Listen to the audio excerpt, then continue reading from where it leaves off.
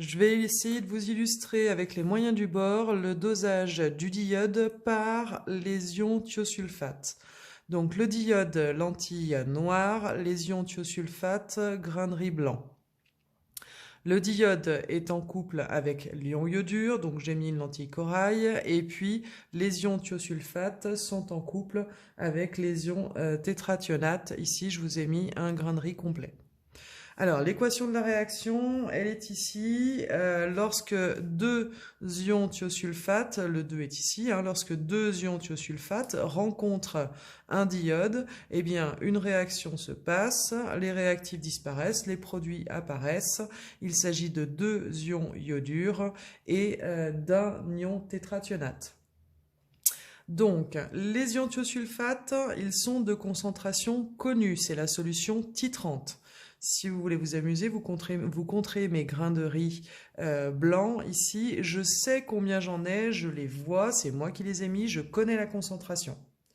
Par contre, ici dans le bécher, j'ai la solution titrée, c'est-à-dire la solution de concentration inconnue.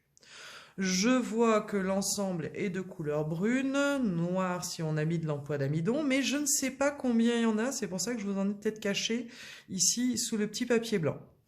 Alors le principe du titrage, ça va être quoi?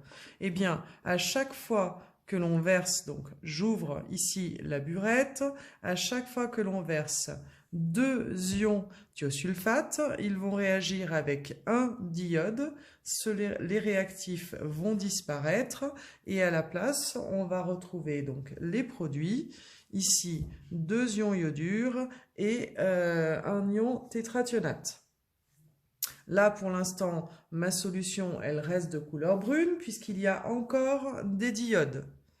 Alors, je continue, je réouvre un petit peu, hop, je reverse des ions thiosulfate, ils rencontrent un diode, les réactifs disparaissent et je forme les produits, mes deux ions iodure et mon tétrathionate. Et puis je continue. Donc là, pour l'instant, on est en train de réaliser le titrage. Mes deux thiosulfates descendent, ils rencontrent mon diode, etc. Là, normalement, vous devez avoir compris le principe. Alors, quand est-ce qu'il va être intéressant, ce titrage? Il va être intéressant au moment où je continue à verser et, ça continue à réagir. Donc, là, la réaction se passe.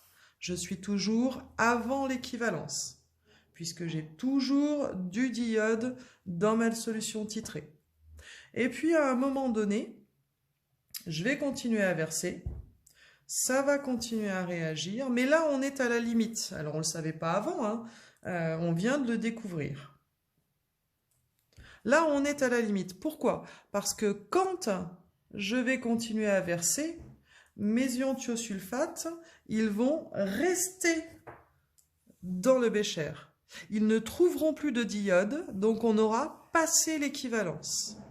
Et puis je peux continuer à rajouter, il va se passer plus rien du tout. Je peux en rajouter autant que je veux, là j'ai passé l'équivalence, il ne se passe plus rien du tout puisqu'il n'y avait plus de diode. Donc le moment intéressant, c'est ce moment-là, le moment où j'ai rajouté pile poil ce qu'il fallait en ion thiosulfate. Pourquoi? Parce que moi, je sais ce que j'ai rajouté. Si je sais ce que j'ai rajouté, eh bien, je vais pouvoir déterminer ce qu'il y avait au départ en quantité de diode. Et ça, c'est l'équivalence. Je vous rappelle la définition. À l'équivalence, les réactifs ont été introduits dans les proportions stoichiométriques, c'est-à-dire exactement de façon à ce que tout réagisse, virgule. Au passage à l'équivalence, il y a changement de réactif limitant.